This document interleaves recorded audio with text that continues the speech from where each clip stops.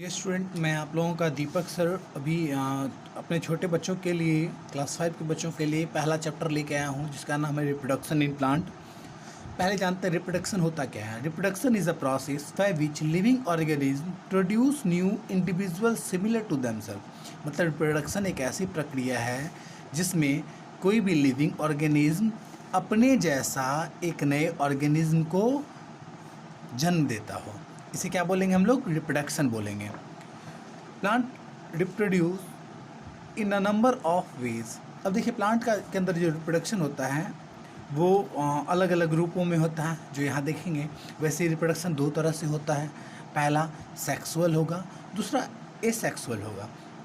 देखते हैं यहाँ प्लांट में पहला किसके द्वारा होगा? बॉडी पार्ट्स के द्वारा, फ्रॉम देयर बॉडी पार्ट्स। दूसरा स्पोर्स के द्वारा, और तीसरा सीड्स के द्वारा। आइए देखते हैं पहला reproduction through body parts. Body parts के द्वारा कैसे होता है? Some new plants grow from the part of the mother plant. कुछ कुछ ऐसे भी प्लांट हैं जिसका निर्माण उसके मदर प्लांट के पार्ट से हुआ है। दे ग्रो फ्रॉम रूट्स, उसके अंदर रूट निकलता है, स्टीम, लीफ, ये तीनों चीज़ निकलता है। रूट भी, स्टीम भी, लीफ भी। This type of reproduction is known as vegetative reproduction या फिर वेजिटेटिव प्रोपगेशन। इस टाइप के रिप्रोडक्शन को हम लोग बोलते हैं वेजिटेटिव रिप्रोडक्शन या फिर वेजिटेटिव प्रोपगेशन। जैसे रूट के से बनने वाला स्वीट पोटैटो रूट होता है, stem sugar cane, leaves Bryophyllum. Clear? ये आपको पार्ट्स है। रूट के द्वारा स्वीट पोटैटो, स्टीम से शुगर केन का निर्माण, लीफ से बोरोफिलम है। और लीफ से आप ये भी देखते होंगे आजकल जो बहुत ज़्यादा आप लोग क्रीम में यूज़ करते हैं एलोवेरा, वो भी लीफ से होता है। चलिए रिप्रोडक्शन थ्रू स्पोर्स देखते हैं। When seed fall on the soil, यदि सीड जो है, बीज जिसको बोलते हैं हम लोग, बीज यदि धरती पे गिरता है, मिट्टी पे गिरता है, तो वो ग्रो कर जाता है जब उसको गुड कंडीशन मिलता है, एयर मिलता है, वाटर मिलता है, मिनरल्स मिलता है।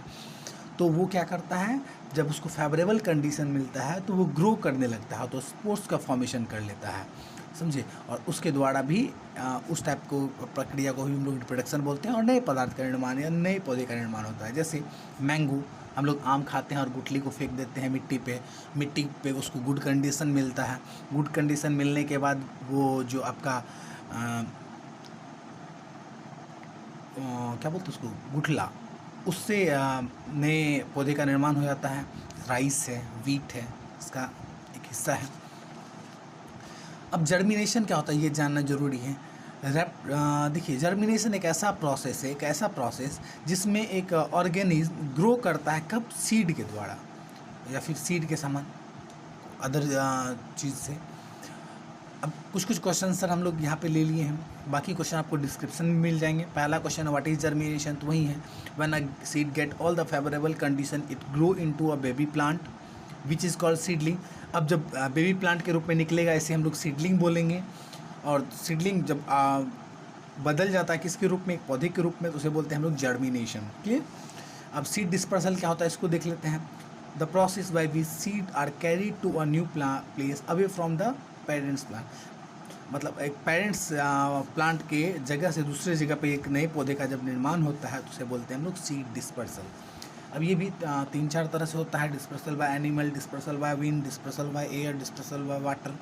ये 4 का आप एग्जाम्पल देखिए और चारों का एक एक एग्जाम्पल लिख के हमें कमेंट बॉक्स में बताइए। और इसका बाकी 3 क्वेश्चन का जो आपका आंसर है, क्वेश्चन आंसर, वो मैं डिस्क्रिप्शन में दे देता हूँ। पसंद आया तो सब्सक्राइब कीजिए। धन्यवाद।